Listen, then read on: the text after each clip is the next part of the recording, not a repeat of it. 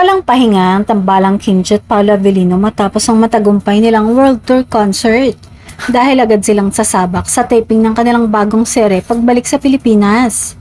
Mula sa sunod-sunod na performances sa iba't ibang bansa, muling mag-shift ang dalawa sa kanilang acting duties, bagay na mas lalong inaabangan ng kanilang fans.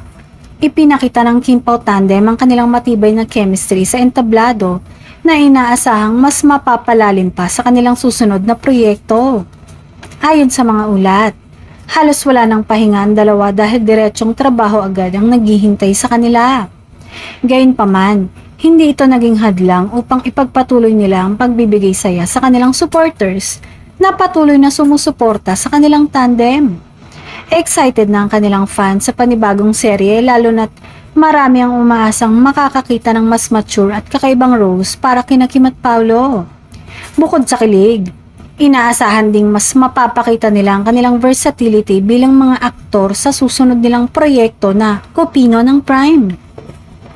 Sa ngayon, wala pang inilalabas na detalye tungkol sa kabuuang istorya ng proyekto, ngunit sinasabing pinaghandaan ito ng husto upang masigurong dekalidad ang magiging output para sa mga manonood.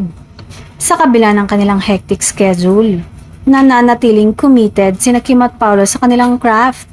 Mula sa world stage hanggang sa telebisyon, patuloy nilang pinapatunayan na karapat dapat silang suportahan ang kanilang malaking fanbase.